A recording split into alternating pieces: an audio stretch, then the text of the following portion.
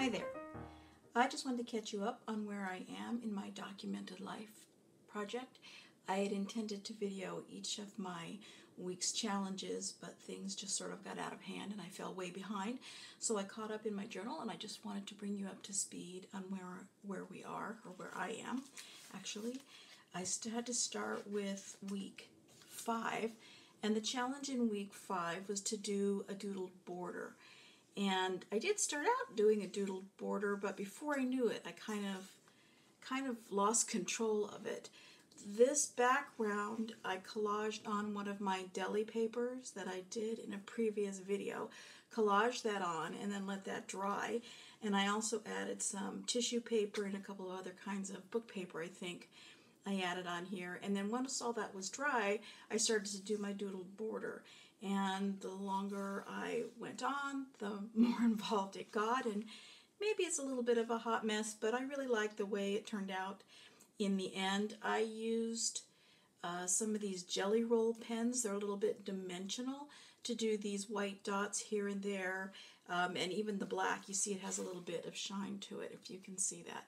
So that was my week 5 doodled border turned into a doodled page.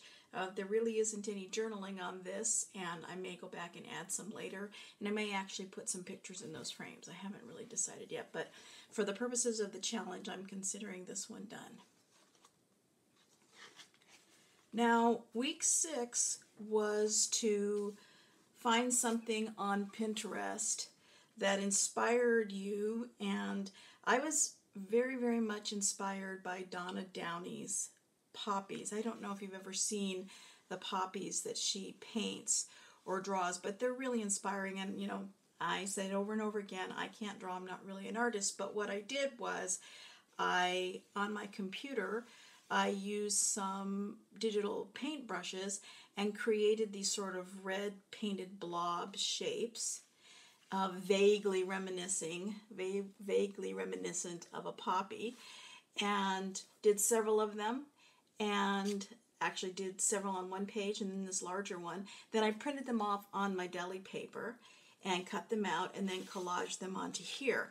I think I have another video I'm going to try to put together for you where I actually show you how I made this half of the page, because the background's actually a little bit more complicated, and I thought you might want to see that. So this is my humble tribute to Donna Downey's poppies.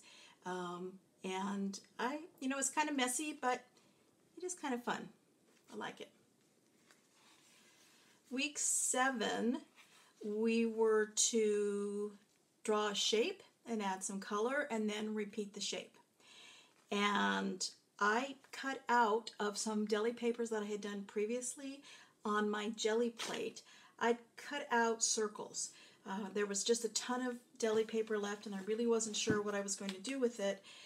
I just didn't want to leave it in stacks, so I picked out my favorites that had the neatest colors in them and punched out with my circle punches circles of various sizes. So that's what I used for my repeating shape. I also found this really cool product. Let me see if I can grab it here. This is by Luminaires, I think it's called. This is Lumin Art. And it is very, very, very highly pigmented powder, color powder. This one's purpley. I don't know if you can see that. Very, very highly pigmented, and you sprinkle a little bit on your page and then add some water, and it makes this glorious, glorious kind of, iridescent kind of color, and I'm absolutely in love with that. And I wanted to experiment with it since it had just arrived. So that's what you see here, and I use a little bit of the green here. Once I collaged on my circles, I doodled over them. This was the weekend of my birthday when we went to Monterey, and we went to dinner at a place called the Montreux Bistro, and it was Valentine's Day, the first night we went to dinner, and they had sprinkled on the table, they had these little hearts, so I kept a couple of those and put them here, and also noted that my birthday dinner was at a restaurant in Monterey called Fandangos. It's a Basque restaurant, and it was absolutely wonderful. The other thing that I did here is I cannot bear to part with roses even when they're past their prime. This is one of the roses my husband gave me for my birthday / Valentine's Day. And it was a creamy, when it was alive, it was creamy white with pink edges. And as it died, as it shriveled up, it sort of turned this really vintagey, soft pink and cream colors.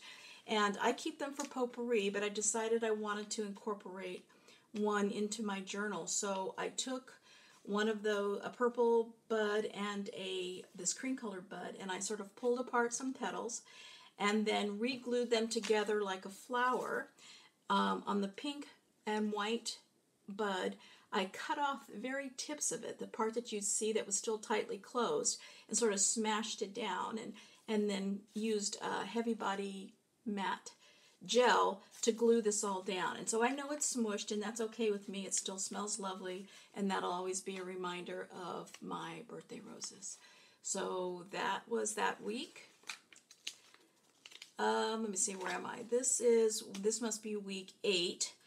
On week 8, we were supposed to add a flap to our flap. These things that we've added on here to our pages, they're called tip-ins or flaps, and it was just a piece of watercolor paper that I used washi tape to attach. And the challenge was to add a flap to your existing flap. So what I did on this page is I got this birthday card from my girlfriend Kim, and she made the card using one of my digital products called The Journey. And it was very sweet of her to use my own product for the card, and I just loved it. So my idea to add the flap was to cut apart the card. You know, that's something you should think about. You can always recycle greeting cards, and this is one of the ways I was doing it. I really love the card, and so what I decided to do is I cut out these. Actually look a little bit like balloons, but they're actually representative of flowers. And I cut out that bottom part of the card, and I cut out the front, which had a butterfly and a square. It says, "Wishing you the very best, a wonderful day," and all the rest. This was on the outside of the card along with this at the border. So I cut this out and then attached it to my page here. And then when I pull it down here, you can see her greeting to me, and I cut out her signature on here. So this is a way I can remember that card that she was sweet enough to make for me. I can always keep that in my memory. I just really love the way it turned out, and I've just incorporated it into my journal that way. This is these are Rub-Ons. It's a product that a lot of scrapbookers use.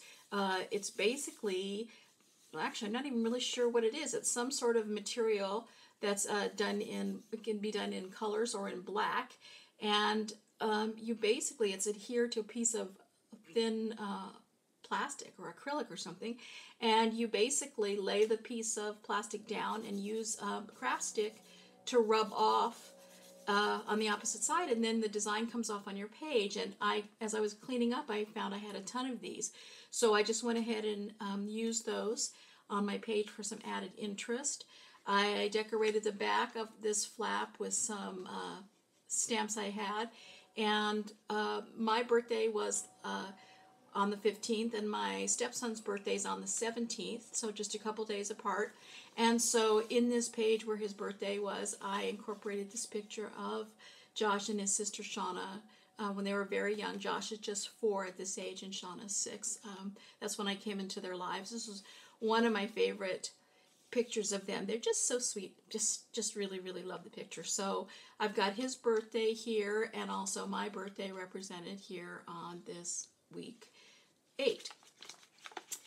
Week 9, which is the current week, which is where we are now, the challenge was to collage something recycled into your journal, something that was meant for something else. And what I chose to do was use some flowers that I had sketched on deli paper, trying very, very hard to learn how to sketch, and I'm not terribly successful at it.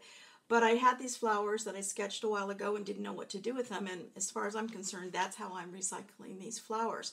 I had an idea. I thought, well, this is the deli paper that I've collaged on. I cut it out in the shape of the flower pretty closely to the outline of the flower. And then what I thought was I'm going to need to add some color. And my idea was, the experiment was, if I added the color to the back and then put the deli paper on, since it goes transparent once it's glued down that maybe the color would show through. And you can see it wasn't 100% successful, but it came out well enough for my purposes.